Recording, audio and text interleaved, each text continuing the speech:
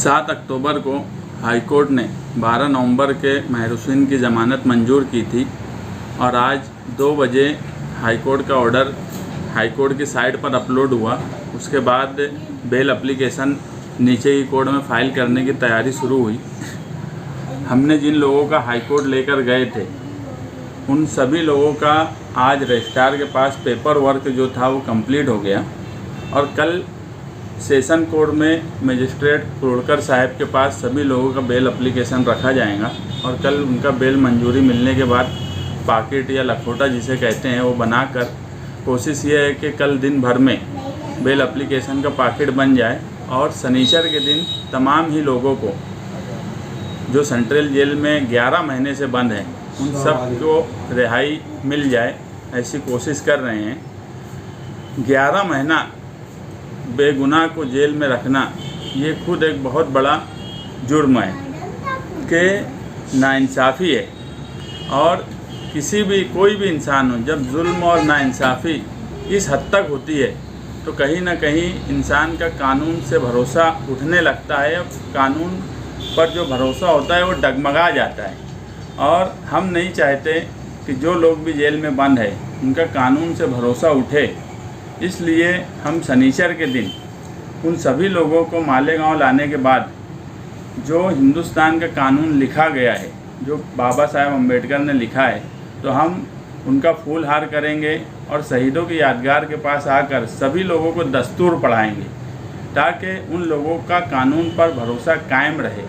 आज पुलिस का जुल्म नाइंसाफ़ी हो, जो भी हो, इस मुल्क में अगर किसी को इंसाफ मिल सकता है तो वो कानून से ही इंसाफ मिल सकता है। कानून का इंसाफ कभी देरी से हो सकता है मगर इंसाफ हर हाल में कानून ही देता है और कानून पर भरोसा कायम रहे।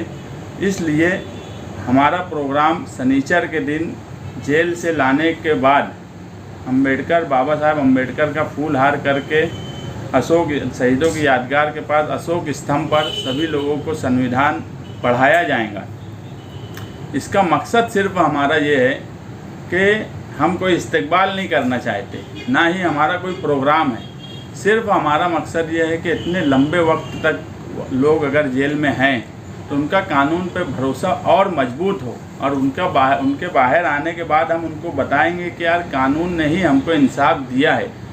और हाई कोर्ट ने जो ऑर्डर किया वो कहीं ना कहीं जो अव्वल दिन से बोला जा रहा है, पूरा शहर बोल रहा है कि यार पुलिस ने जो कार्रवाई की, जो दफात लगाई, वो बहरहाल बड़ी सख्त लगाई। और हाई कोर्ट ने भी अपने ऑर्डर में उन दफात को फाइंडिंग की है जिसमें तीनों ऑर्डर में 74 नंबर में तो क्लियर बोला गया है कि जो 307 लगाया गया है वो मतलब क्यों लगाया गया है वो नहीं लग सकता था। उसमें लिखा हुआ है कि there is no corresponding injury in respect to alleged iron rod used by accused. Section 307 has been invoked in this case, however it appears that one of the policeman had suffered injury to his knee, यानी घुटने के पास उसको लगी है। और 307 की कलम हमेशा बॉडी के ऊपर के पार्ट में जब लगती है उसी वक्त 307 की कलम लगती है। 74 नंबर में भी क्लियर है। उसके बाद 75 नंबर में भी जो कोर्ट की फाइंडिंग है वो क्लियर है कि it is debatable whether section 307 of IPC can be invoked in this case. 76 number में भी क्लियर उन्होंने बेल देने में जो बेल दी है उसमें लिखा है कि CR number 76 of 2022 refer to some injury sustained by the witness in the nature of simple injury. उसमें भी सिंपल इंजरी ही रही है। कहीं ना कहीं ये बात साबित करती है कि शहरियान जो अव्वल दिन से वो बात बोल रहे थे कि यार सख्त दफात लगाई गई और पुलिस ने जो उस वक्त करना था पुलिस ने वो कर दिया। मगर हम इस शहर में निहाल साहब के वक्त से कभी भी पुलिस की जुल्म और नाइंसाफ़ी को इस शहर ने कभी बर्दाश्त नहीं किया और हमने हमेशा जब भी इस शहर पर जुल्म और नाइंसाफ़ी हुई तो हमने उसको रोकने की कोशिश की, उसके ख़िलाफ़ हमने पूरी ताकत से लड़ने की कोशिश की। इस शहर में आज भी निहाल साहब के उसूल और निहाल साहब का जो तरीक़ाकार रहा है उसे हम जिंदा रखे हुए हैं और ये उसी की मिसाल है कि इस मामले में भी जो ट्रायल चलेगा, मैं खुद भी 75 नंबर एफआईआर में मुलजिम हूँ। इसके साथ में जितने भी सैकड़ों लोगों पे केस बनाया गया है, हम ट्रायल का तो सामना करेंगे और मुझे पूरी उम्मीद है कि इंशाअल्लाह हम सबके सब ट्रायल में बेगुनाह साबित होंगे। लेकिन उसके बाद भी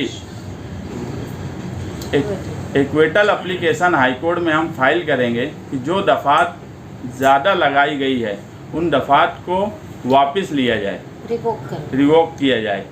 ये एप्लीकेशन हम हाईकोर्ट में फाइल करेंगे ताकि अब जो है हमको जो जुल्म नाइंसाफ़ी, हमको जो सज़ा मिलनी थी वो सज़ा तो हमको मिली, मगर अब पुलिस को भी जवाबदेह होना पड़ेगा। पुलिस इतनी आसानी से इस शहर में कुछ भी करके बच जाएंगी, ऐसा कभी इस शहर में नहीं हुआ। जिसने 12 नवंबर के सवाल पे इस तरह का भ्रष्टाचार किया, दूसरे मामलात में भी किया, उसको भी शहर ने अपने अंजाम को पहुंचाया है और इनके छूटने से पहले ही उसको अपने अंजाम को पहुंचा दिया है। तो ये शहर कभी नाइंसाफ़ी बर्दाश्त नहीं करता और अभी भी जो जुल्म और नाइंसाफ़ी हुई है, हम इन दफ़ात को चैलेंज करेंगे जिस पर हाईकोर्ट की क्लियर फाइंडिंग है।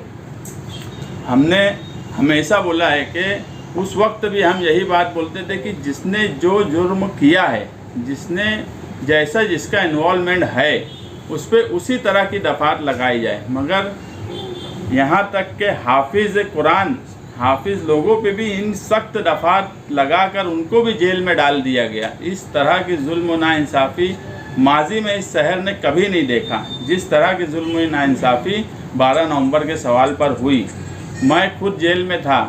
मुझे सुप्रिटेंडेंट, जो जेल के सुप्रिटेंडेंट है, कई बार उन्होंने ये बात कहा कि यार हमने कभी दंगल में इतना लंबा वक्त कोई जेल में रहे हमने नहीं देखा।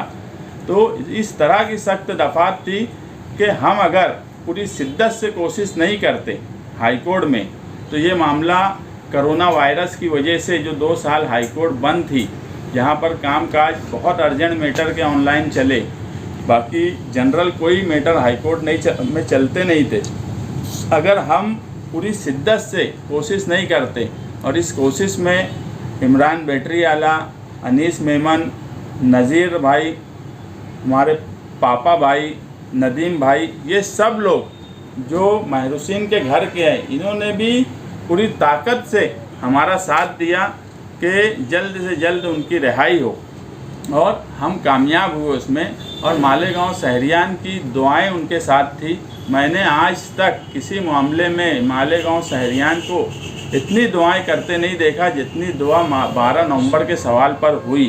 12 नवंबर का वाक़या ऐसा था कि मालेगांव शहर का बच्चा ये बात ज़रूर मुझसे पूछा करता था कि भैया कब छुड़िए उन लोग। तो इस हद तक नहीं तो बड़े बड़े लोगों को देखे कि जब जेल में कोई चला जाता तो लोग भूल जाते, मगर ये शहर दिल वालों का शहर है। ये शहर ने उनको याद रखा। हमारे लिए यही बहुत फ़ख्र की बात है कि हमको तकलीफ़ बहुत हुई। आज जो जेल में है, जो हम 3 महीना 4 महीना जो रह कर आए, उनको जो तकलीफ़ हुई, जो 11 महीना रहे, उन्होंने कितनी तकलीफ़ उठाई होंगी ये मैं अच्छी से जानता हूँ। मगर वो तकलीफ़ का शहरियान ने बदल भी दिया। इतनी दुआएं उनके लिए की, उनको कभी भूला नहीं। यही हमारे लिए इंसाफ है शहर की तरफ से। बाकी वो लोग आ जाएंगे जब, उसके बाद हमने एक बात बोला, एक पोर्टल एप्लीकेशन हम फाइल करेंगे। उसके अलावा सब लोगों की रिहाई के बाद इस शहर में क्यों ऐसा हुआ, किन लोगों का इन्वॉल्वमेंट था, इस पर भी हम बात रखेंगे। मगर सब लोगों की रिहाई होने के बाद जब सब लोग शहर में आ जाएंगे, उनसे मशवरा करके हम आगे इस सवाल पे भी बात करेंगे। आज हमारा मकसद ये है कि सब लोग जेल से रिहाई पाएँ और उनका कानून पर भरोसा कायम रहे। इसलिए हम शहीदों की यादगार अशोक स्तंभ पे सबको दस्तूर पढ़ाना चाहते हैं। हमारा मकसद किसी का इस्तकबाल करना या कोई प्रोग्राम करना ये मकसद कतई नहीं है, सिर्फ कानून पर भरोसा। हम हमेशा बोलते कि इस शहर में हम गांधीवादी है, हम अम्बेडकरवादी है। हमने हमेशा गांधी के जो नज़रियात थे उस पर चलकर आंदोलन किया और वो हमेशा पुरअमन आंदोलन रहा। और 12 नवंबर का भी आंदोलन पुरअमन आंदोलन था। कुछ लोगों की गलती से, वो भी पथराव की, उसको फसाद का नाम दिया गया, जबकि मैं ऐसा मानता हूँ कि वो फसाद था ही नहीं। इतनी सख्त दफात उसमें लग ही नहीं सकती थी। जितना जिसका रूल था, जितना जिसका इन्वॉल्वमेंट था, उतनी ही सज़ा उसको मिलना चाहिए थी। क्योंकि पुलिस डिपार्टमेंट भी एक बात ध्यान रखे कि जब पुलिस अपनी नौकरी पे आती है तो कानून में ये बात बोली गई, उनको ये बात बताई जाती है कि 100 गुनहगार छूट जाएं, मगर एक बेगुनाह को सज़ा नहीं होना चाहिए। मगर मालेगांव की पुलिस ने 12 नवंबर के सवाल पे सैकड़ों लोगों को ऐसी सज़ा दी जिसके हकदार वो कतई नहीं थे।